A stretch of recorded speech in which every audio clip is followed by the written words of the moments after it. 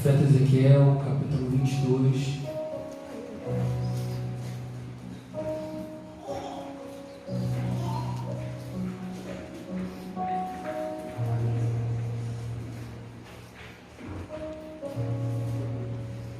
A partir do versículo 7.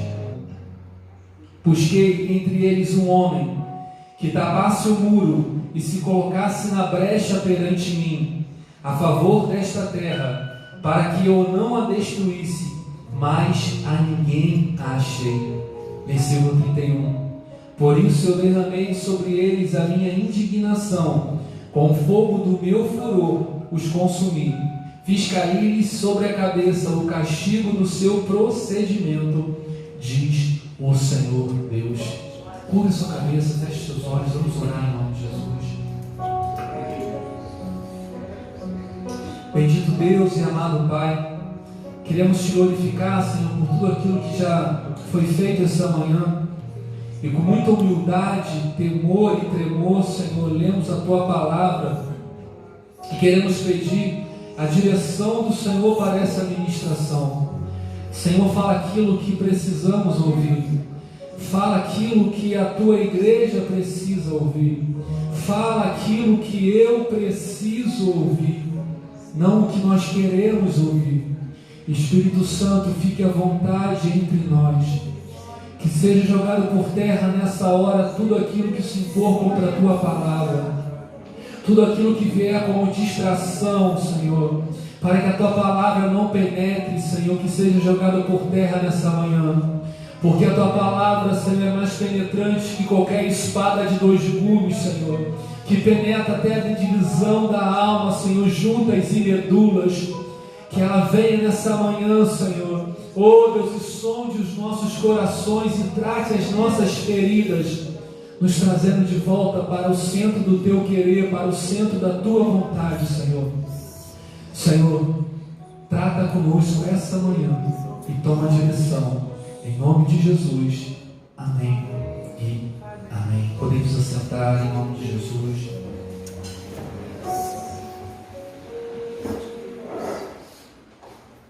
Glória a Deus, aleluia.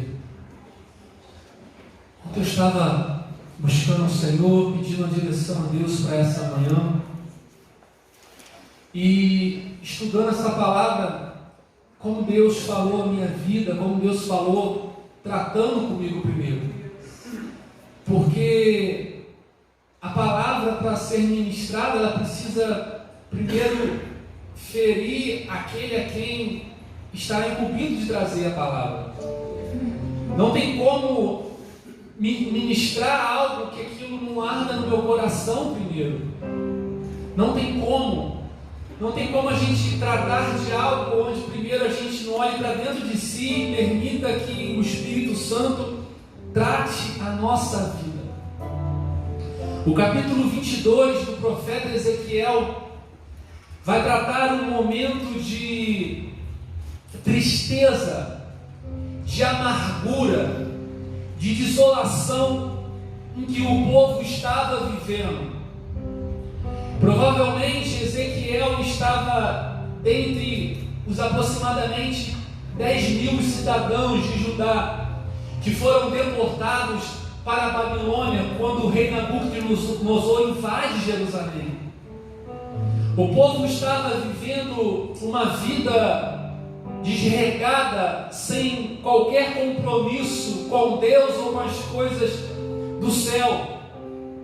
Ezequiel recebe o seu chamado aos 30 anos, e ele viveu durante o maior tempo da sua vida um período de crise em que o povo passou por aquela época. Ezequiel foi chamado para profetizar a um povo de dura cerviz, um povo que fazia o que bem entendia. Um povo de dura cerviz fala de alguém que tem um pescoço duro, alguém que não obedece, alguém que ouve, mas não sabe obedecer.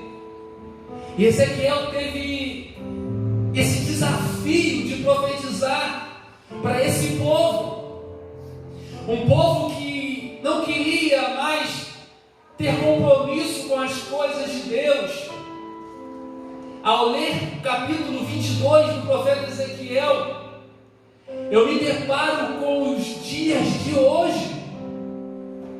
Vamos parar para analisar como têm sido os dias da igreja hoje na terra. Ontem eu estava conversando com a minha esposa.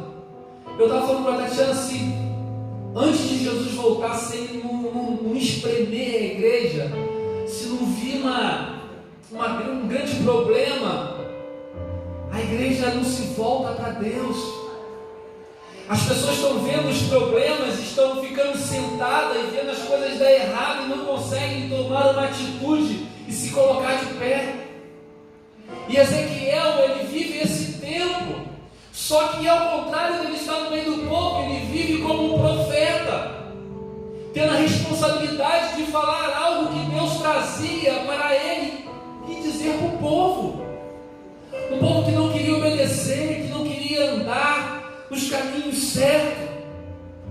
Um povo que não entendia aquilo que Deus estava fazendo e via as coisas dando errado e ficava do mesmo jeito. A gente vê nesse capítulo pelo menos 2 vezes a expressão profetiza o Filho do Homem. No livro de Ezequiel tem pelo menos 93 expressões desse tipo, onde Ezequiel inicia a sua profecia falando: profetiza o Filho do Homem. Porque mesmo ele sendo profeta, quando ele fala Filho do Homem, ele está dizendo: eu estou profetizando em nome do Deus Todo-Poderoso, mas eu também sou homem igual a vocês. Ezequiel estava revelando a sua vida como ser humano, mas como profeta diante de Deus. Quando as pessoas às vezes buscam tanto a Deus e se esquecem que são pó, que vieram do pó. Pessoas que hoje são tantos títulos, né? Bispo, não sei o quê. E Ezequiel, ele sempre costumava profetizar Filho do Homem, ou seja, eu sou igual a vocês. Eu estou no mesmo caminho que vocês, mas eu decidi fazer a vontade de Deus. Porque fazer a vontade de Deus implica em deixar de fazer a minha própria vontade, o meu próprio desejo. E o capítulo 22 vai relatar uma história triste e traz uma amargura, onde Deus expressa o seu sentimento em forma de tristeza e de uma sentença que breve virá. Porque tudo aquilo que nós fazemos irá emitir uma sentença, seja uma sentença boa ou uma sentença ruim. E o capítulo 22 fala que os filhos, no versículo 7, desprezam o pai e a mãe. Ou seja, eram jovens que não obedeciam seus pais, não honravam seus pais. E hoje nós temos visto isso. A média hoje dos jovens que morrem é de 18 a 21 anos. Jovens que não passam dos 25 anos. Jovens que não chegam aos seus 30 anos. A Bíblia vai nos ensinar: jovem, honra o seu pai e sua mãe, para que prolongue os dias na terra. Se a nossa mocidade tem morrido antecipadamente porque não tem ouvido os conselhos dos pais.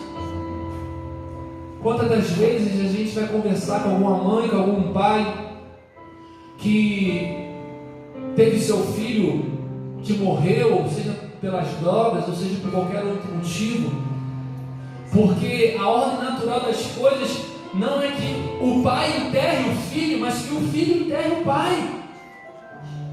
E o povo estava vivendo esse declínio moral, espiritual, social, onde não havia mais respeito. Os jovens não respeitavam mais os idosos, não tinha mais respeito, não tinha mais carinho. No versículo 8, desprezam as coisas santas. A gente tem visto tantas pessoas não valorizando aquilo que Deus tem dado, não valorizando o altar, não valorizando a casa de Deus. A gente precisa voltar a ter temor, aleluia, pelas coisas santas. Aleluia, o Deus de ontem é o mesmo Deus de hoje. Eu lembro de uma época que a gente subia no altar com temor, não se comia nada em cima do altar, não ficava de conversa aleatória em cima do altar. Respeito às coisas de Deus, respeito às coisas santas. E a gente precisa voltar a isso novamente, porque o povo de Judá havia perdido, não havia mais diferença entre santo e profano, entre o que era de Deus e o que era da terra.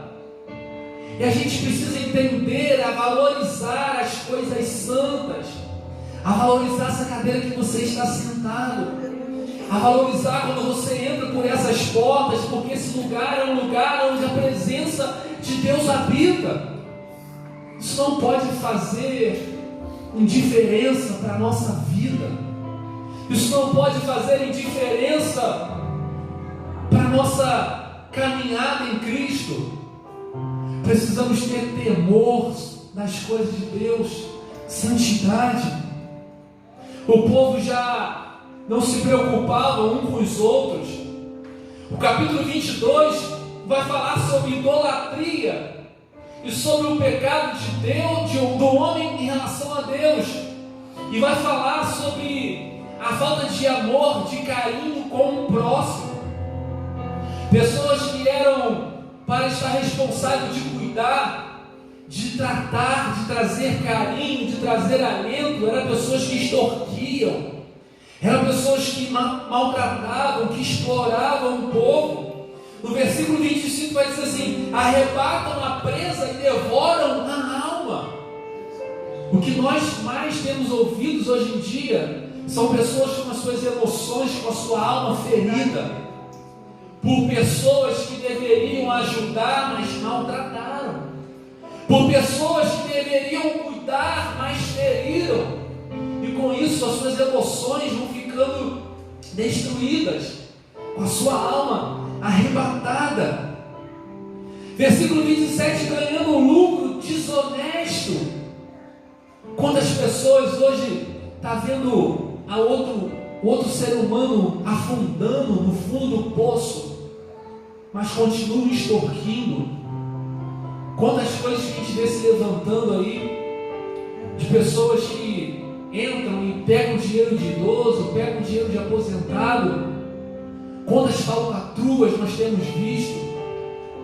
E Deus, Ele vai falar isso no capítulo 22, e o capítulo 22 retrata justamente aquilo que nós estamos vivendo. E Deus demonstra a sua insatisfação e emite uma sentença. Porque ao mesmo tempo que Deus vê tudo aquilo acontecendo, Deus ele precisa se levantar e se impor e mostrar a sua insatisfação. Só que toda vez que Deus ele mostra a sua insatisfação, normalmente vem uma sentença. Que a gente não pode achar que a gente vai fazer as coisas e continuar fazendo e nada vai acontecer. Toda sentença tem a ver normalmente com uma história. Normalmente não é algo que está acontecendo, mas algo que aconteceu lá atrás. Coisas antigas que não foram tratadas. Não adianta fugir do problema não resolve. Um dia, uma hora, a fatura chega. Não tem como. O povo de Judá faz o que bem entende, só que eles se esqueceram que uma hora a fatura vai chegar. No Casados para Sempre a gente fala muito sobre colheita, semeando, colhendo. Tudo aquilo que a gente semeia, a gente colhe. E tudo que o povo estava fazendo, e agora Deus emite uma sentença, e algo de Deus vai vir sobre aquele povo. O problema é que aquilo que o povo estava vivendo, aquela sentença, não era algo daquele momento, mas algo que já estava acontecendo lá atrás. Coisas que fazemos lá atrás, às vezes, vai refletir na nossa vida no presente. Coisas que a gente faz no presente irá refletir na nossa vida no futuro. Em 2 Samuel, Davi pergunta a Deus: Senhor, o que está acontecendo? 3 anos de fome, 3 anos de fome na terra. E Davi começa a perguntar a Deus: Senhor, o que eu fiz? Então se levanta um clamor, uma oração, e Deus responde a Davi: Davi, não tem nada a ver com você, Davi. Isso é coisa do passado. Isso é coisa lá de trás de Saul, Davi. E por causa do que aconteceu lá atrás, vocês estão colhendo hoje uma sentença. Saul tinha prometido a não matar os gibeonitas, e no meio do processo Saul mata todo mundo. E anos depois Saul já estava morto, e a sentença vem. Aquilo que fazemos hoje emite uma sentença que irá trazer-nos algo no futuro. Vamos parar para analisar o que estamos vivendo hoje na política, esse descontrole que está no governo, as coisas aumentando. O que é isso? É algo do governo passado, é uma herança lá atrás que nós estamos vivendo hoje, passando por hoje. A sentença vem e Deus explica por quê. Deus ainda é bom, porque Deus podia enviar a sentença e não explicar o que estava acontecendo. Mas Deus, por algum motivo, Ele dá a sentença e explica o que está acontecendo. Todo esse mal está vindo sobre vocês por um motivo. O versículo 30 vai dizer, eu vou ler em outra tradução, que diz assim: procurei alguém que pudesse se posicionar em meu lugar contra tudo isso. Alguém que reconstruísse as defesas da cidade, que tomasse uma posição por mim, se pusesse na brecha e protegesse esta terra, para que eu não tivesse que destruí-la. A sentença de Deus veio porque Deus, Ele procura alguém na terra que ficasse na brecha. Porque se o muro ele não está totalmente fortificado, se o muro ele não está reconstruído, até que ele seja reconstruído, é necessário que alguém se coloque na brecha. Quando o muro está destruído, até que a construção comece, que o muro fique pronto, é necessário que alguém se coloque na posição para proteger aquela entrada. A Bíblia, naquela época, ela se baseia num tripé governamental, ou seja, reis, sacerdotes e profetas. Deus então vai no palácio e procura por um rei que se colocasse na brecha e não acha. Quando Deus chega, procura o rei, os reis vão estar com as mãos sujas de sangue. Os reis vão estar com suas vestes sujas de sangue inocente. Porque a figura de um rei é alguém que protege, é alguém que cuida. Rei é aquele que é responsável a tomar conta do povo, da viúva, dos órfãos. E a Bíblia vai falar que os reis e os príncipes, eles estavam extorquindo, maltratando, tirando a lã da ovelha até não ter mais nada. E Deus vai e encontra, não consegue achar um rei que se colocasse na brecha. Ao invés de ele estar tomando conta do povo, ele estava maltratando o povo, trazendo sobre o povo uma carga pesada, uma carga dolorosa. Então Deus agora vai em busca dos sacerdotes, vai no templo buscar o sacerdote. E qual é a figura do sacerdote? É uma figura intercessora. Deus vai em busca de alguém que se colocasse na brecha para interceder, e Deus não acha ninguém. O versículo 26, os sacerdotes transgridem a minha lei e profanam as coisas santas. Entre santo e profano não fazem diferença. Deus vai no templo e não acha um sacerdote que se pusesse na brecha. Hoje nós temos visto quantos sacerdotes negligenciando a palavra de Deus, trocando a política pelas coisas santas, trocando o dinheiro pelas coisas do céu. E Deus vai em busca do templo e não acha um sacerdote que se pusesse na brecha. Agora Deus vai nos montes em busca de um profeta. Um profeta que se colocasse na brecha para profetizar contra o rei, para profetizar contra o sacerdote. E a Bíblia vai falar que Deus não acha esse profeta. Profeta é a figura de alguém que fala em nome de Deus, que fala a verdade. Só que os profetas daquela época estavam falando visões falsas, estavam falando visões que não vinham de Deus. O profeta falava, mas Deus não falava. E a gente tem que tomar cuidado, porque os profetas de hoje estão sendo tentados a falar coisas para poder agradar as pessoas.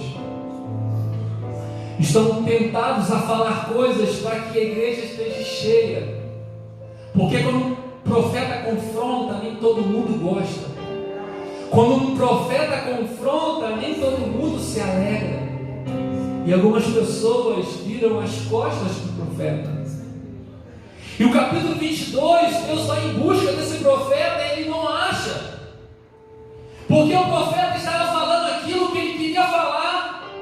O profeta estava falando aquilo que era bom para a igreja, e enchesse a igreja. E com isso o povo estava se corrompendo. Com isso o povo estava caindo mais e mais no pecado. Porque onde não tem profecia, não há lei. Onde não há lei, o povo se corrompe. E é isso que estava acontecendo com o povo de Judá. Um povo corrompido porque não tinha homens e mulheres para falar a verdade. Porque Deus busca e não tinha ninguém na brecha, para tapar a brecha, para segurar a brecha. Mais engraçado, Deus ele só precisa de um. Deus não estava procurando 100 homens, 100 profetas. Deus não estava procurando 10 esposos, 10 esposas. Deus não estava procurando 50 jovens. Deus estava à procura de um. Um só na família. Um só nessa igreja. Um só na sua casa. Um só em Itaboraí. Um só na sociedade. Um só na brecha faz a diferença. Um só na posição leva o povo à vitória. Um só no caminho tampa as brechas e traz a bênção de Deus para o lar, para a família. Eu fico imaginando a reunião no inferno. E o diabo chegando no inferno e falando assim: ó, estou voltando porque não consegui entrar no meio daquela família. Estou voltando porque não consegui entrar no meio daquela sociedade. Estou voltando porque não consegui entrar no meio daquela igreja. O que aconteceu? Quando cheguei lá, existia um na brecha. Um na brecha. E por causa desse o diabo não consegue entrar. Por causa de um.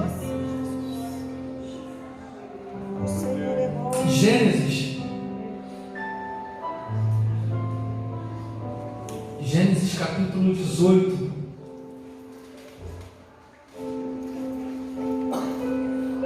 Versículo 22 diz assim: então partiram dali aqueles homens e foram para Sodoma. Porém, Abraão permaneceu ainda na presença do Senhor. E aproximando-se, ele disse: destruirás o justo com o ímpio? Se houver porventura 50 justos na cidade, destruirás ainda assim e não pouparás o lugar por amor dos 50 justos que nela se encontram? Deus ele dá uma sentença para Sodoma e Gomorra. E agora Abraão vai conversar com Deus. Olha a conversa de Deus com Abraão. Olha a conversa de Deus, como é que é o diálogo de Deus com Abraão. Um diálogo de intimidade, de amigo para amigo. A gente se importa tanto com os títulos, mas qual é o título de Abraão? Que a Bíblia vai falar: amigo de Deus. Esse precisa ser o nosso título. E no versículo 31 diz assim: continuo, Abraão, eis que me atrevi a falar com o Senhor. Quem se atreve a falar é amigo. Se porventura ali houver ali 20, respondeu o Senhor: não a destruirei por amor dos 20. Disse ainda Abraão: não ire, Senhor, não se ire, se lhe falo somente mais esta vez. Se porventura houver ali 10 que tiver na brecha, respondeu o Senhor: não a destruirei por amor dos 10. Quando alguém se coloca na brecha, toda uma nação, toda uma sociedade, ela pode ser redimida, ela pode ser restaurada por causa de uma pessoa. O problema é que Deus ele vai ao encontro e não consegue achar ninguém que estivesse na brecha. Muro é para proteção, e até que ele seja restaurado, alguém precisa se posicionar. Muro é para que proteja alguém ou algo de alguma coisa. Mas se esse muro estiver quebrado, destruído ou parcialmente destruído, esse muro não impede o ataque do inimigo, porque o diabo ele só precisa de uma brecha para poder entrar. O diabo ele só precisa de um espacinho para poder entrar e fazer a arruaça dele. Uma coisa que eu muito me preocupo é sobre não abrir brecha. Uma coisa que eu ando preocupado com isso é de não abrir brecha. Porque uma vez a brecha aberta, a Bíblia vai falar que o diabo ele fica em derredor, procurando, em busca de alguém que dá uma brecha para que ele possa tragar. E toda vez que nós abrimos uma brecha, ele entra e faz a tua arruaça, faz o problema. E a gente precisa tomar cuidado com as brechas que nós vamos abrindo. Pastor, como eu sei se existe brecha aberta? Se existe alguma coisa de errado é porque alguma brecha está aberta. Se existe algum problema na sua vida financeira, no seu casamento, no seu lar, na sua família, seja onde for, é porque alguma brecha está aberta. E a gente precisa entender aonde esse ponto de destruição está, para que a gente possa vir e se posicionar, para que a gente possa vir e se colocar na brecha, até que Deus venha e trate com a nossa vida e restaure aquele pedaço que estava destruído. Precisamos entender qual foi a brecha que nós abrimos no passado, porque talvez você não abriu a brecha hoje, mas lá no passado alguma coisa ficou, e a gente precisa voltar lá e tratar aquilo para que a brecha seja sanada. Pastor, não fui eu que abri a brecha, foi meu esposo. Se coloque na posição. Pastor, não foi eu que abri a brecha, foi minha esposa. Se posicione na brecha. Independente de quem esteja aberto a brecha, se posicione. Pastor, foram os meus pais. Ei, filho, se coloque na brecha. Deus não estava preocupado com quem tinha feito o problema ou quem tinha aberto a brecha. Deus ele foi à procura de alguém que se posicionasse. Toda vez que você se posiciona na brecha, acontece algo no mundo espiritual a favor da sua vida e cadeias vão sendo quebradas, cadeias vão sendo destruídas, porque você se posicionou. Se posicionar onde Deus quer é se defender contra o ataque do inimigo. Se posicionar na brecha e dizer: ei, aqui ninguém vai entrar. Se posicionar na brecha e dizer: ei, pode até o mundo estar fora perdido aí, pode até estar todo mundo de cabeça para baixo, mas aqui não tem brecha. Se posicionar na brecha é ver uma mocidade perdida nos bares, mas é dizendo: eu não, aqui não tem brecha. Pode todos os casamentos estar destruídos, mas se você se posicionar nessa manhã na brecha, Deus tem vitória para a tua vida. Deus, ele só precisa de um que entre na brecha, que se posicione. Governo está ligado a território, porque se o governo está na mão de alguém, o território também está dominado por aquela pessoa. E para quem você tem dado o território da sua casa? Para quem você tem dado o território da sua vida espiritual? Porque se você deixa que outras pessoas ou que outras coisas dominem o teu território, você perde o governo da tua vida. Você perde o governo daquilo que Deus determinou para você. Deus, ele tem uma história linda para mim e para a tua vida. Mas todas as vezes que a gente entrega o governo da nossa vida para alguém ou para alguma coisa, a gente fica fraco espiritualmente, emocionalmente e muitas das vezes fisicamente. É verdade, aleluia. Quantas pessoas elas perdem a força no meio da caminhada? Pessoas que não conseguem entrar por essas portas. Pessoas que perderam as forças porque entregaram o governo da sua vida para alguém. Entregaram o território da sua vida e da sua família para alguém ou para alguma coisa. E a gente precisa se posicionar e dizer, se levantar como um soldado de Cristo, dizer que se coloca na brecha essa manhã. Não deixe o diabo entrar na sua vida e destruir a sua casa. Não deixe o diabo entrar na sua vida e destruir o seu lar. Não deixe o diabo entrar na sua mente e destruir a sua mente. Tome o controle da sua vida e da sua mente. Aleluia. Se coloque na brecha em nome de Jesus. Vamos ficar de pé.